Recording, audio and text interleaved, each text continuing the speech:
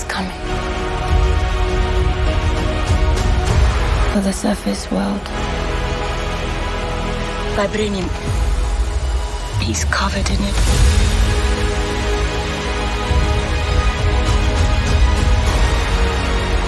His people did not call him general or king. They called him Kukul Khan,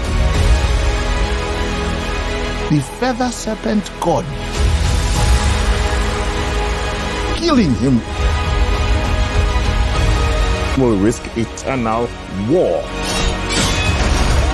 My mother told stories about a place like this. A protected land with people that never have to leave. It's Trinidad the Island Man, your Island Man, coming to you live once again from beautiful Hawaii here on the island of Oahu, bringing you, yes you, the best movie reviews on the entire island of Oahu. And yes, I know it's been a while. I've been kind of on vacation and enjoying my time off, but I had to come back for Black Panther 2. Black Panther, Wakanda Forever. And, well, remember our rating scale. Shock a thumbs up, it's good to see, I recommend it. Shock a thumbs down, it's junk, I don't recommend it.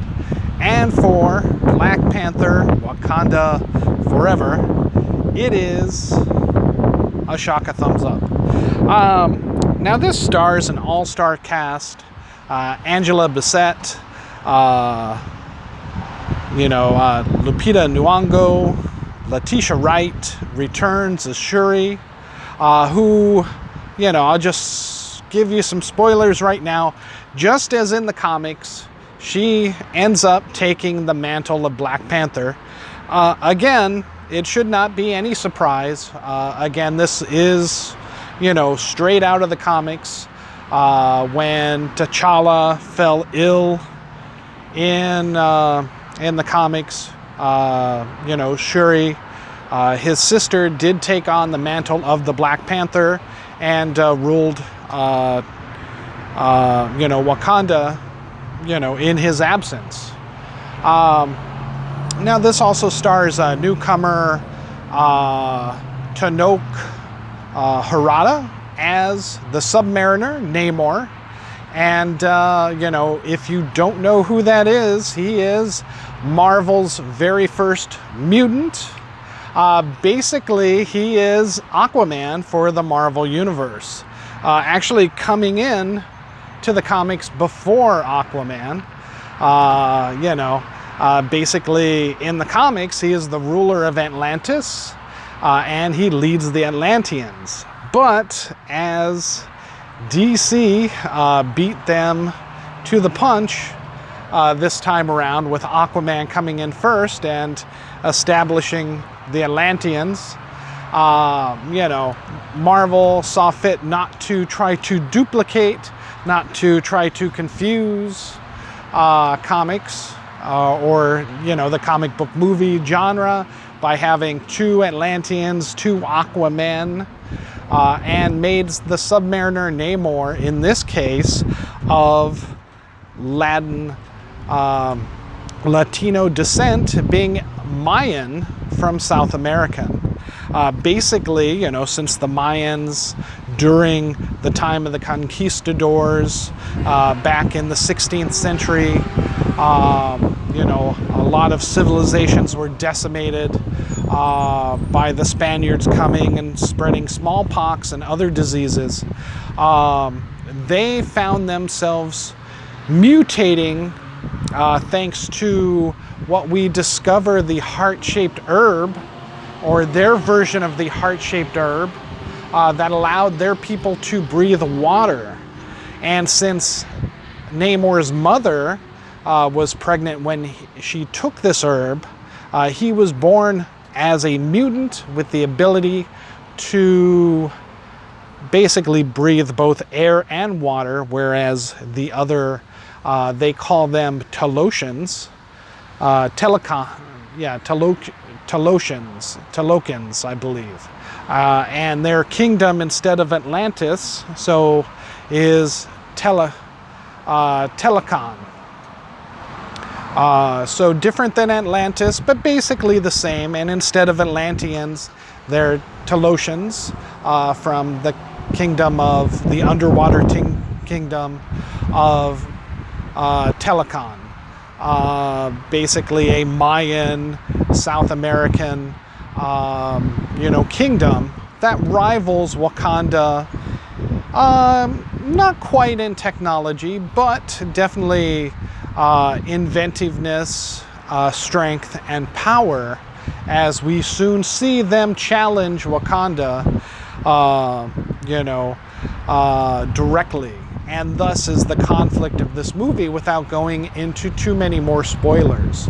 But essentially what takes place is that, due to Chadwick Boseman's, T'Challa's decision from Black Panther 1 for Wakanda to come open to the world and to influence the world towards more positivity, and with the discovery of vibranium actually being in vast quantities in their kingdom, the world continues to want to seek out that vibranium, thus attacking many of the scientific sponsored research areas that the Wakandans put out throughout the world. And in addition to that, trying to find someplace else that might on the earth have vibranium, which they do discover. Unfortunately, it is what would be in Namor's kingdom, Telocan, aka Atlantis. And once they, try to mine it, the other forces of the world, they are viciously attacked by the Telocians, aka the Atlanteans. Very much similar to the comics. The Telocians, Namor has no love of the surface dwellers, polluting the seas, etc., and trying to invade his home. And he has more than once gone to war with the surface sides and the humans, and the human protectors, the heroes, including Wakanda, who sought to protect the surface world from Namor and his threats. Very much, like the DC Aquaman did at times, and even what shown in the movie that Aquaman had to prevent and go to war with his own people on. But essentially, Namor comes to Wakanda, says it's their fault for showing that vibranium, and the powers of vibranium, and that there's ample supplies throughout the world, that they just have to find it, and thus feels that Wakandan has betrayed them and their secret society, their secret kingdom, due to making vibranium known and its illustrious potentials as a sought-out resource, and thus says either you help protect us by going to war with the surface dwellers, or we will take you out and thus go to war on our own. And they proved to be much, much more than a match for the Wakandans, especially with the absence of Black Panther, who we discovered, a la Chadwick Boseman's death. They do show that within the first 5 minutes of the movie, saying that T'Challa had fallen ill after returning from Thanos, the snap, etc., and Infinity War and Endgame, due to some unknown illness. Now, you could say maybe that was COVID. Maybe it was, his cancer. It's not specified in the movie, and it doesn't need to be. But he is gone, and the Queen is feeling it. Suri, his sister, is feeling it. And actually, she feels very guilty for not being able to save him, as she had attempted to try to synthetically reproduce the heartfelt herb that Killmonger in the first Black Panther movie had totally destroyed, thinking that that would give T'Challa the extra strength to save himself from this illness. But she could not find a way to produce it. A la the Atlanteans, aka the Telotians, you know, when she is taken by Namor to his kingdom, you know, she discovers that it is the heart-shaped herb that gave them the ability to breathe underwater, that gave Namor his fantastic powers, a la the Black Panther heart-shaped herb, and thus with some samples of it, she is able to duplicate it and replicate it, thus, in the end, becoming the Black Panther and defending her nation against Namor. Marvel really does an excellent job of making Namor a heartfelt villain, not so much a villain, but an anti-hero. Basically, you know, you can look at Namor and, you know, basically he is Marvel's Black Adam, both in similar looks, pointed ears, etc. from the comics, which they continue in the movie, unlike Black Adam did.